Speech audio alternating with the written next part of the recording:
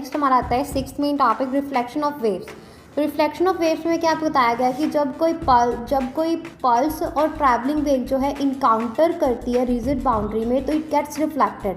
अगर बाउंड्री जो है कम्प्लीटली रिजिड नहीं है तो ये इंटरफेयर करती है दो डिफरेंट इलास्टिक मीडिया के बीच में। अ पार्ट ऑफ वेव जो है रिफ्लेक्ट हो जाती है और पार्ट ऑफ वेव जो है ट्रांसमिट हो जाती है सेकेंड मीडियम में। तो इंसिडेंट और रिफ्रैक्टेड वेव जो हैं वो स्नेल्स लॉ ऑफ रिफ्लेक्शन को ओबे करती है। इंसिडेंट और रिफ्लेक्टिव वेव जो है वो ओबे करती है लॉ ऑफ रिफ्लेक्शन को। और ट्रैवलिंग वेव जो है एट अ रिजिड बाउंड्री और closed end is reflected with a phase reversal. Travelling wave जो है एक at an open boundary reflected होते बिना किसी फेस चेंज के। तो हम जो है let incident wave can be represented by y x t is equal to a sine into k x minus omega t. तो देन क्या होता है for reflection at a rigid boundary reflected wave जो है उसको रिप्रेजेंट किया जाता है by r x t is equal to a sine into k x minus omega t plus pi is equal to minus a sine into k x plus omega t. तो for reflection at an open boundary reflected wave को represent किया जाता है y r x t is equal to a sine into k x plus omega t. Next इसके आगे एक subtopic है standing waves and normal waves, जिसके बाद standing waves and normal modes.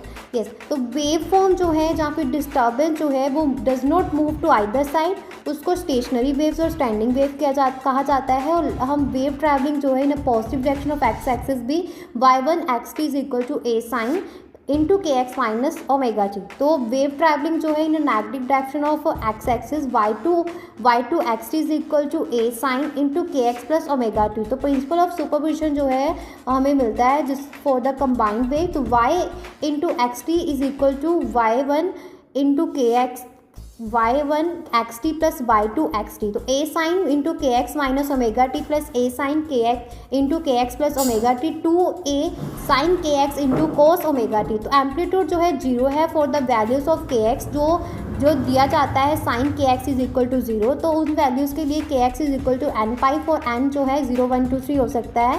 हम के को जो है सब्सटीट्यूट करते हैं K is equal to 2 pi upon lambda. Equation में तुम्हारे पास आता है x is equal to N into lambda upon 2। तो जो एन की वैल्यू 0 1 2 3 हो सकती है। अगर नोट्स की बात करें तो position of zero amplitude in a standing waves, position of zero amplitude in standing waves उनको नोट्स बोला जाता है।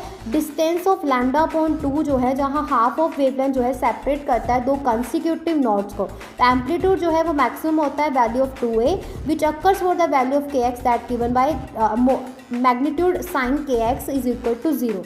तो k x is equal to N plus half pi n plus half into pi for N जो है 0 1 2 3 हो सकता है। हम K is equal to 2 pi upon lambda equation में भरते हैं तो हमारे पास फिलअप करते हैं तो हमारे पास है कि X is equal to N plus half power lambda upon 2। तो हमारे पास एन 0 1 2 3 हो सकता है। अगर एंटी नोड्स की बात करें तो एंटी नोड्स जो हैं पोजीशन ऑफ मैक्सिमम एम्पलीट्यूड्स जो हैं उसको हम एंटी नोड्स बोलते हैं। और एंटी नोड जो है सेपरेट किए जाते हैं बाय लैम्डा अपॉन 2 और ये लोकेटेड होते हैं half way between pairs of nodes. तो standing waves of stretched strings की अगर बात करें for a stretch string of a length L fix at the both ends, दोनों एंड्स ऑफ द स्ट्रिंग जो है हैव टू बी नोट्स। अगर one end जो है वो chosen as a position x is equal to 0 तो दूसरा end जो है x is equal to L in order that this and is a note. तो एल लेंथ जो है एल जो है सेटिस्फाई करती है इस कंडीशन के L is equal to N into lambda upon T N 1 2 3 हो सकता है। और स्टैंडिंग वेव जो है उन्हें stretch string of a length have restricted wave length given by lambda is equal to 2l upon N तो N 1 2 3 हो सकता है। और फ्रिक्वेंसीज जो हैं वो कॉरस्पॉन्ड करती है वेव लेंथ के साथ जो हमारे पास आती है frequencies equal to N into frequency upon 2l। तो 1 2 3 एल हो सकता है जहाँ पे फ्रिक्वेंसी जो है स्पीड ऑफ ट्रैवलिंग वेव जो है ऑन द स्ट्रिंग। तो सेट ऑफ फ्रिक्वेंसीज जो है पॉसिबल होती है इन स्टैंडिंग वेव्स उनको हम नेचुरल फ्रिक्वेंसीज जहाँ पे modes of oscillation of system बोलते हैं। फ्रिक्वेंसी कॉरस्पॉन्डिंग होती है to N is equal to 1 and frequency is equal to frequency upon 2l। तो ऑस्किलेशन मोड जो है विद द लोएस्ट फ्रिक्वेंसी उसको हम फंडामेंटल मोड जहाँ बोलते हैं जहाँ फर्स्ट हार्मोनिक बोलते हैं। सेकेंड हार्मोनिक जो है is oscillation mode with N is equal to 2 और थर्ड हार्मोनिक जो है कॉरस्पॉन्ड करता है एन इज इक्वल टू 3। तो फ्रिक्वेंसी जो है एसोसिएट करते हैं विद दिस मोड्स और इनको हम अक्सर लेबल करते हैं as a V1 V2 3 V3 ऐसे फोन चलता रहता है। कलेक्शन जो है जितने भी पॉसिबल मोड्स है उनके लिए हार्मोनिक सीरीज और एन जो है हार्मोनिक नंबर है।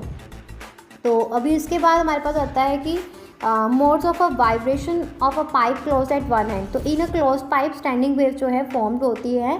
तो ऐसे में जो नोड है at the close and and anti node जो है एट द ओपन एंड। तो अब हम क्या करते हैं, अगर लेंथ जो है of the air column is L, तो ओपन एंड जो है x is equal to L, तो an antinode is an antinode and therefore L is equal to plus n power 1/2 lambda upon 2।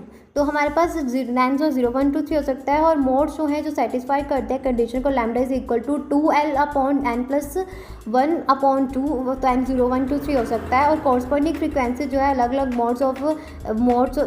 अलग modes के लिए, जैसे कि air column के लिए हमारे पास आती है V is equal to N plus half into frequency upon 2L for N 0.123 हो सकता है। और फंडामेंटल फ्रिक्वेंसी जो है V अपॉन 4L, और हायर फ्रिक्वेंसी जो है और harmonic of the fundamental frequency हमारे पास 3 into V upon 4L and 5 into V upon 4L हो सकती है। यहाँ तक क्लियर हुआ? हाँ जी। उसके बाद नेक्स्ट इसमें ये बताया गया है कि पाइप जो है ओपन है दोनों एंड से। अगर पाइप दोनों एंड से ओपन होती है तो एंटी नोड जो है दोनों एंड्स पे होंगे और हार्मोनिक जो है वो जनरेट होगी, सभी हार्मोनिक जनरेट होंगे। क्लियर है? तो यहाँ पे हमारा जो है ये टॉपिक फिनिश होता है।